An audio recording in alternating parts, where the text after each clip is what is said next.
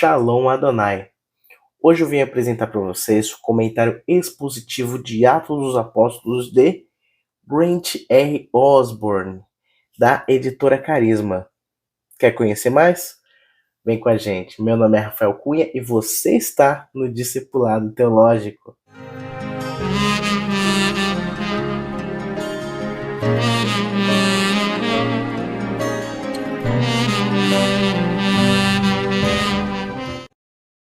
Hoje o comentário expositivo é de Atos dos Apóstolos.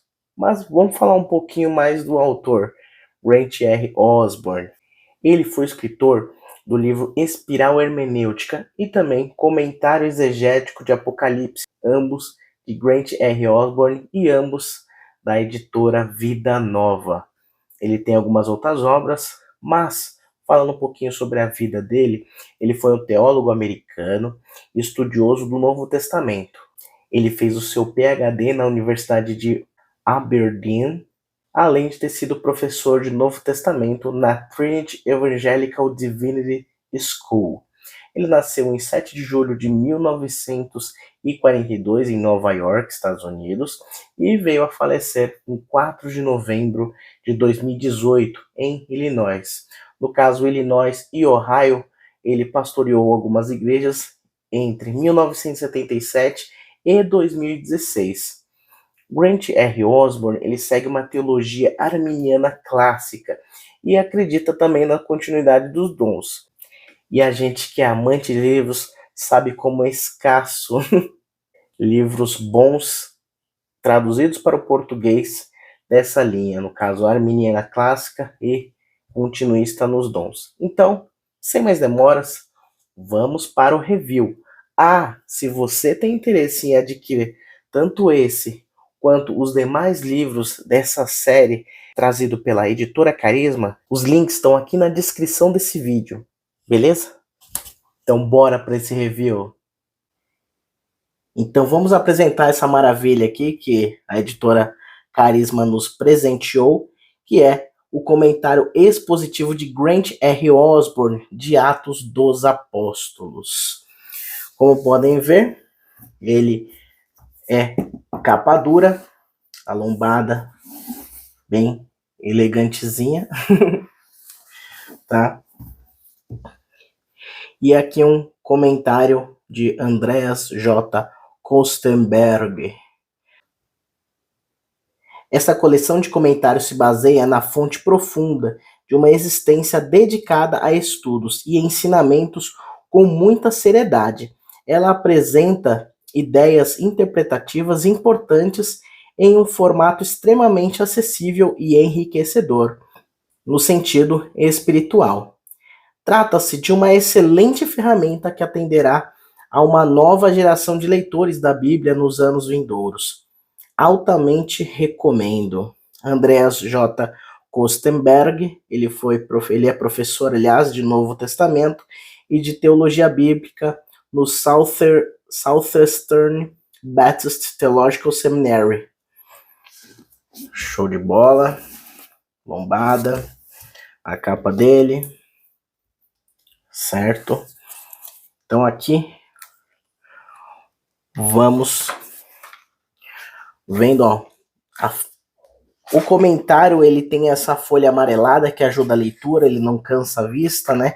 A gramatura dela, como eu falei nos outros vídeos, ele é bem grossinho, bem bacaninha, não vai rasgar com facilidade, né? Aqui é a mesma arte da capa. E aqui a gente já vem para o sumário, que bem divididinho também, apresenta o prefácio da série, introdução a Atos. Você pode ver que da página 25 a 43 é só introdução a Atos, tem bastante conteúdo. Então vai falar ó, autoria, data, história e teologia em Lucas-Atos, né, o objetivo de Atos, diretrizes e principais temas teológicos. Aqui eu vou passando, se você quiser ir lendo o sumário, dá uma pausadinha aí no vídeo, mas eu vou passando para não demorar muito tempo. O bacana desse comentário é que você pode usar ele também como um panorama bíblico, tá? Não só pelo sumário, né, que tem todos os tudo que ocorre no livro de Atos, mas dentro dele mesmo também tem um panorama bem bacaninha. E no final, glossário e bibliografia. Certo. Prefácio da série. E aqui a gente já começa com, um presente de Grant R. Osborne, falando a respeito desses comentários, né? Existem dois autores em todos os livros bíblicos: o autor humano, que escreveu as palavras, e o autor divino, que revelou e inspirou cada uma delas. Apesar de não tê-las ditado aos escritores bíblicos, ele guiou suas mentes de modo que escrevessem suas próprias palavras sob a influência do Espírito Santo. Se os cristãos realmente acreditassem no que disseram quando chamaram a Bíblia de a Palavra de Deus, o estudo bíblico deveria ser mais comprometido. Como revelação divina, a Bíblia merece, de fato, exige ser estudada profundamente. Isso significa que, quando a estudamos, não devemos ficar satisfeitos com uma leitura superficial, em que projetamos nossos próprios significados no texto. Em vez disso, devemos sempre perguntar o que Deus quis dizer em cada passagem. É realmente profundo, né? Palavras de Grant R. Osborne. Então aqui ele vai apresentar a leitura devocional das Escrituras, o estudo bíblico na igreja, auxílio aos sermões, que é para ser... Como você pode usar esse comentário expositivo, tá? E aqui já vem a introdução ao livro de Atos. Aqui ele vai falar sobre a autoria do livro de Atos, né? Lucas e Atos, os apóstolos, compõem um volume de 2 partes e, portanto, apresentam o mesmo autor.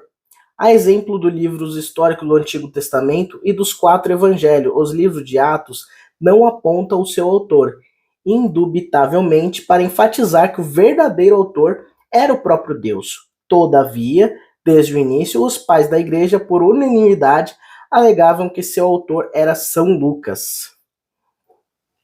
A data, então, de quando que foi, né, escrito o livro de Atos, tudo mais.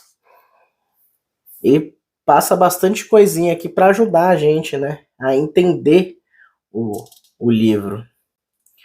História e teologia em Lucas, Atos. Né, e aqui o objetivo de Atos, né? Os objetivos de Lucas estão estreitamente ligados às suas ênfases teológicas, mas não são idênticos. Constato que há 5 objetivos principais para esse trabalho. 1. Pregar o Evangelho. 2. Traçar a atividade do Espírito Santo e mostrar o ímpeto divino por trás da missão eclesiástica. 3. Defender a fé. 4. Agrupar os elementos judaicos e gentílicos da igreja em um novo Israel. E 5. Ensinar os primórdios históricos da igreja. Aqui, diretrizes, é o que eu estava comentando a respeito de um panorama, do panorama bíblico que você pode usar, né? Então, ele já deixa divididinho o capítulo, o versículo e o que se refere, né, àquela passagem. Então, para você que está estudando teologia, quer ver sobre panorama bíblico, olha, esse comentário aqui é um prato cheio. Eu vou passar devagarinho aqui, mas se você quiser ler realmente a fundo, dá uma pausada aí no vídeo.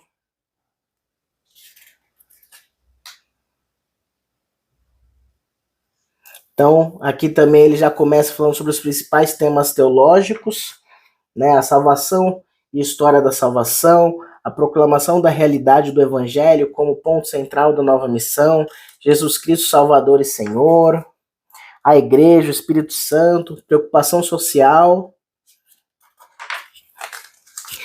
e na página 45, ele começa por si o comentário expositivo de Atos, direto para alguns trechos que eu julguei ser relevante.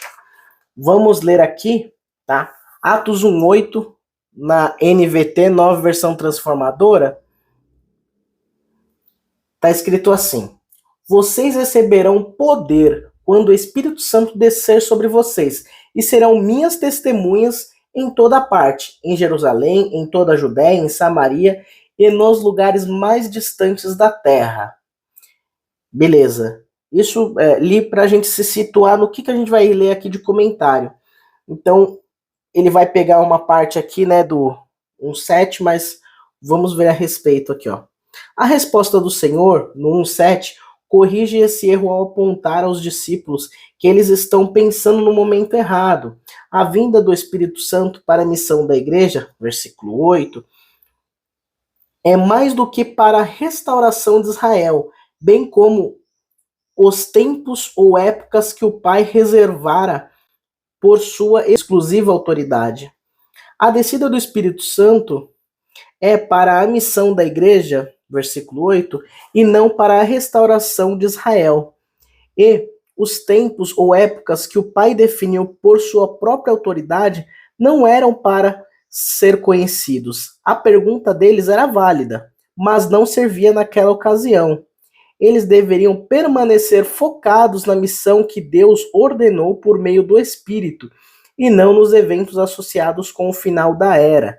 Jesus diz também em Marcos 13:32, que a respeito daquele dia ou da hora, ninguém sabe, nem os anjos no céu, nem o Filho, senão o Pai. Jesus agora está ampliando esse conceito. Pulando aqui um pouquinho, né? Com isso, em Atos 1:8, Jesus direciona-os até o ponto crítico do poder para o testemunho. Essa é a verdadeira razão pela qual o Espírito está chegando. O Espírito é o poder do alto, lá em Lucas 24:49. E ele virá para empoderar o povo de Deus para o seu chamado e envio para o mundo. Essa descida não realça a natureza contínua da presença do Espírito, mas anuncia sua vinda específica no dia de Pentecoste. É nesse momento que os discípulos de Jesus receberão poder, o mesmo poder divino presente na criação e evidente por todo o Antigo Testamento residirá agora na igreja à medida que ela cumpre seu destino. Bem bacana, assim, a forma que ele usa, que ele fala, é bem de fácil entendimento, né? Por ser um comentário expositivo, ele não vai ficar tanto ali no grego, no hebraico, ele vai apresentar, mas não vai ser como um comentário exegético, né? Que vai destrinchar muito mais informação. Não, ele vai expor o texto bíblico e dizer o que ele quis dizer de forma sucinta para que a gente possa, né, como ele menciona no começo do livro, preparar uma pregação, preparar um comentário ali, explicar um pouco mais sobre aquele versículo, sobre o que a gente está querendo falar. Outra parte muito importante que a gente não pode deixar de falar em Atos dos Apóstolos é aquele referente Pentecostes e a descida do Espírito Santo. Então vamos ler o versículo ali, Atos 2, versículo 1-4, estou usando a NVT para isso. No dia do Pentecostes, todos estavam reunidos num só lugar. De repente, veio do céu um som, como de um poderoso vendaval, e encheu a casa onde estavam sentados. Então surgiu algo semelhante a chamas ou línguas de fogo, que pousaram sobre cada um deles. Todos ficaram cheios do Espírito Santo e começaram a falar em outras línguas, conforme o Espírito os habilitava. Então, comentando aqui, ele começa esse comentário de Atos 2:1, ele pega essa perícope, né, até 47, a gente vai comentar pegar só essa parte de 2:1-4, tá? Então, missão da igreja para o mundo é claramente iniciada em ações de poder sobrenatural, como os ventos duplos da Ascensão e Pentecostes indicam com precisão trinitária. No final de Lucas 24:49, início de Atos capítulo 1, versículo 4 e 8, Jesus diz aos seus seguidores para não se afastarem de Jerusalém de modo a receber poder do alto na descida do Espírito. Nessas duas passagens, o Espírito é considerado um dom de Jesus e, em Atos 2, o dom é revelado. Glória a Deus. Aleluia. Vamos continuar lendo aqui. Agora sobre Atos 2, versículo 4. Nos versículos 2 a 4, fica claro que a descida do Espírito é um evento claramente público. Os três sinais, o sinal audível, vento, o sinal visível, fogo, e o sinal interno, línguas, foram observados por todos os presentes. E os efeitos foram óbvios para todos. O primeiro sinal era um som similar a de um vento impetuoso, vindo do céu, que encheu toda a casa onde estavam sentados. Ele revivia o som da trombeta no Monte Sinai, para anunciar os mandamentos. Ali no 2, e aí ele vai destrinchar mais. Se você quiser ler tudo, dá uma pausada aí, lê com calma, tá? Na parte 2, ele fala a respeito, o sinal, o segundo sinal. 2, versículo 3. Parecia ser o de línguas de fogo, distribuídas e pousadas sobre cada um dos presentes. Todos os crentes, né? O vento simbolizava a chegada do Espírito e o fogo sua entrada em cada seguidor. Essa adicional tipologia revive os trovões e relâmpagos no Monte Sinai. E aí ele vai discorrer mais a respeito. Como eu disse, pausa, lê com calma aí, qualquer coisa, tá bom? Tô até fazendo sem as mãos no livro para que vocês possam pausar, ler o que está escrito aqui, tá bom? 3. O último sinal é de fato de que, como consequência dos dois primeiros, os presentes começaram a falar em outras línguas, segundo o Espírito lhes concedia que falassem. Capítulo 2, versículo 4. Esse fenômeno descreve os resultados visíveis da atuação do Espírito. Note a progressão dos sinais. A vinda do Espírito do céu, o vento, a renovação espiritual à medida que ele descia e atuava nos santos, o fogo, bem como o movimento externo resultante da missão, as línguas. O Espírito que chegava era um ente invisível, diferentemente de sua atuação, que era bem visível. O fogo e a fala em línguas. Cada filho de Deus ali estava cheio do Espírito Santo e não conseguia ficar calado, tendo de se expressar abertamente aos que estavam em volta. Como um segundo batismo, eles haviam sido imersos no Espírito.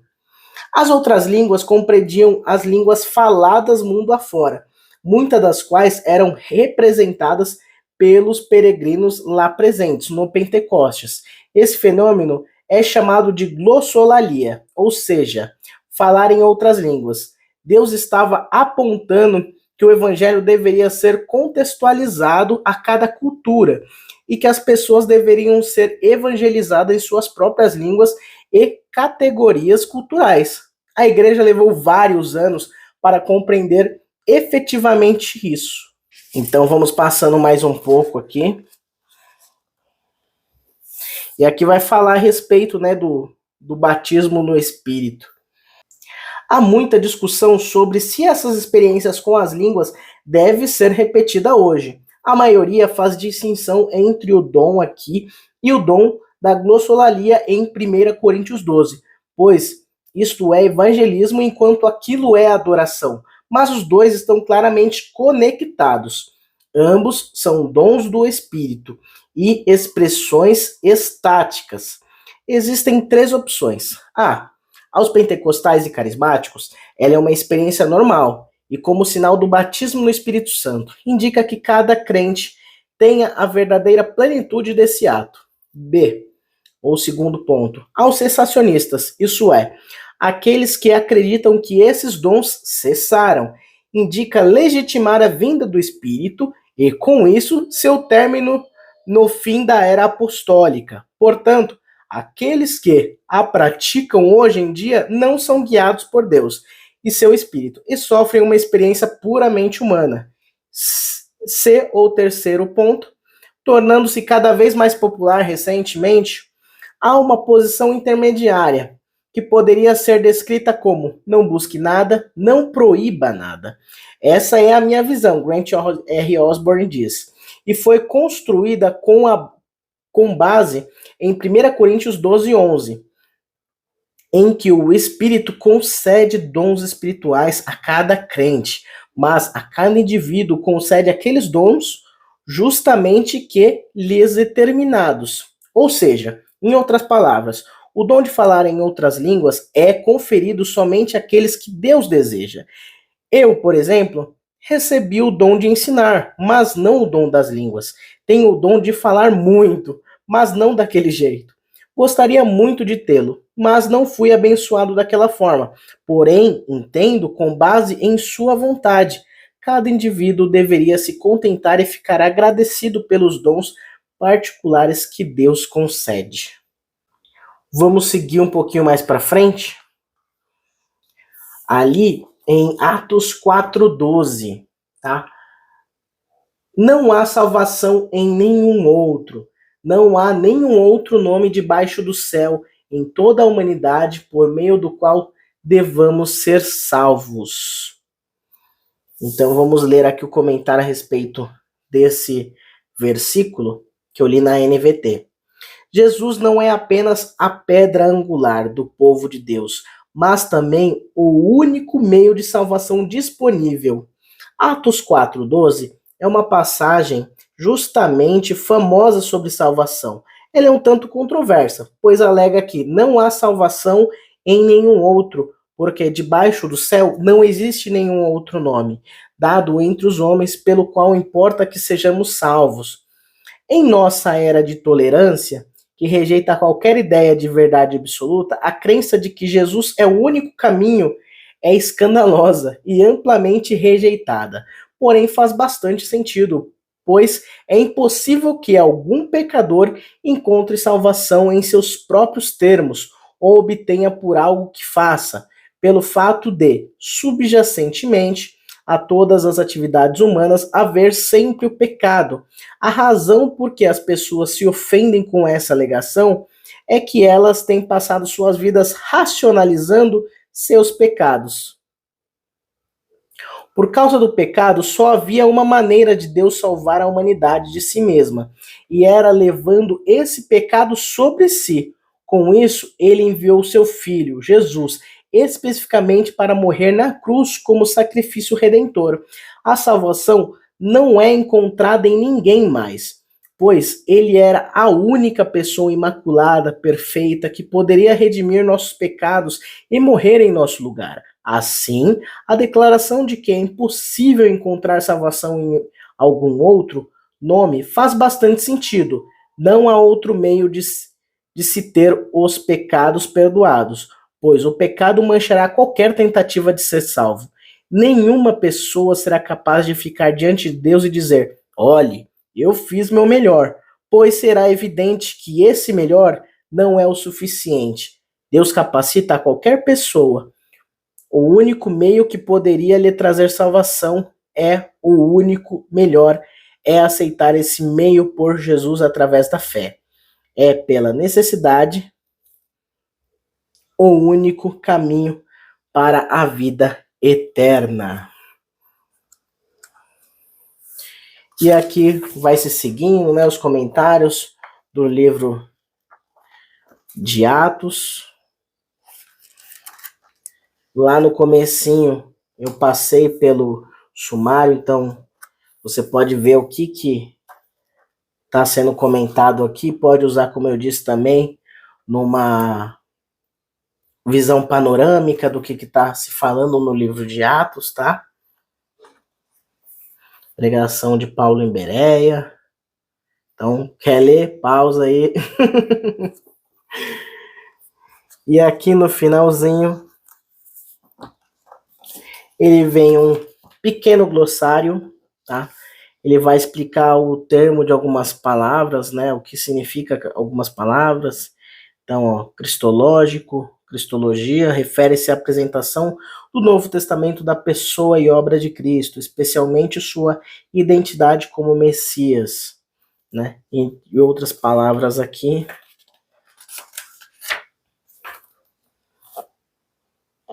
Gnosticismo, palavra bem bacana de se ler aqui, ó.